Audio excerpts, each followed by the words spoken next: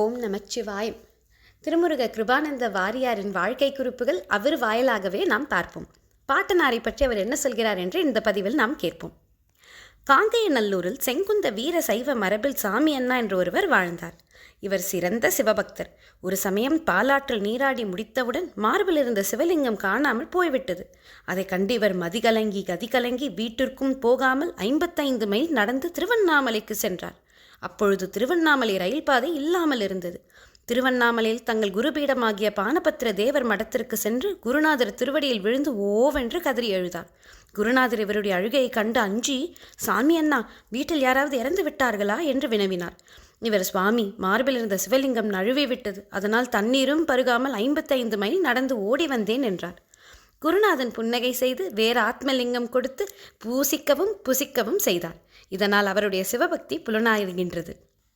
சாமி அண்ணா என்ற இவர் வாழ்நாளில் விளையாட்டுக்கும் பொய் சொன்னதில்லையாம். இவர் ஆண்டுதோறும் கார்த்திகை மாதம் வரும் திருக்கார்த்திகை விழாவிற்கு கட்டமுது எடுத்துக்கொண்டு 55 மைல் நடந்து சென்று உண்ணாமலை அம்மையாரையும் அண்ணாமலை அண்ணலையும் சேவிப்பார். மலைவலம் வருவார்.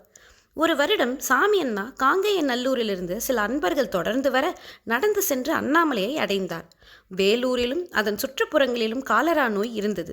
திருவண்ணாமலையின் எல்லையில் அம்மை குத்தும் சாவடி வைத்து யாத்திரைகளை தடுத்து நிறுத்தி காலரா ஊசி போட்டு ஊருக்குள்ளே அனுமதித்து கொண்டிருந்தார்கள்.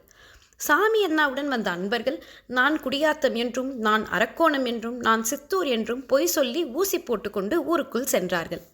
சுகாதார இலாக்கா அதிகாரி இவர்களை பார்த்து, நீ எந்த ஊர் என்று ஒவ்வொருவரையும் கேட்டார். இவர், நான் வேலூர் பக்கம் காங்கேயநல்லூர் என்றார். அங்கு காலரா இருக்கிறதா? ஆம், இருக்கின்றது. அதிகாரி, உனக்கு உள்ளே போக அனுமதி இல்லை, ஊருக்கு திரும்பி போ என்று கூறிவிட்டார்.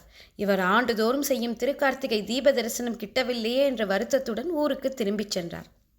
விழா முடிந்த பின் காங்கேயநல்லூர் அன்பர்கள் திருவண்ணாமலையிலிருந்து ஊருக்கு சென்றவர்கள் இவரை கண்டு இவரை விவரம் தெரியாதவர் என்று எண்ணிக்கொண்டு, என்ன சாமி அண்ணா, நாங்கள் எல்லாம் வேறு வேறு ஊர்களின் பெயர்களை சொல்லி ஊருக்குள் சென்று அண்ணாமலையாரை தரிசித்தோமே, எங்களை பார்த்தாவது நீர் வேறு ஊர் என்று சொல்லி அருணாச்சலத்திற்குள் சென்றிருக்கலாமே, வீணே 55 மைல் நடந்து வந்து சுவாமி தரிசனம் செய்யாமல் திரும்பி விட்டீரே, இது என்ன அறிவுடைமை என்று கேட்டார்கள். இதற்கு சாமி அண்ணா சொன்ன பதில், பொய் சொல்லி இறைவனை கும்பிட வேண்டிய அவசியமில்லை என்பதாகும். இத்தகைய சத்திய மனம் படைத்தவர் சாமி அண்ணா. இவரே நம் கிருபானந்த வாரியாரின் பாட்டனார்.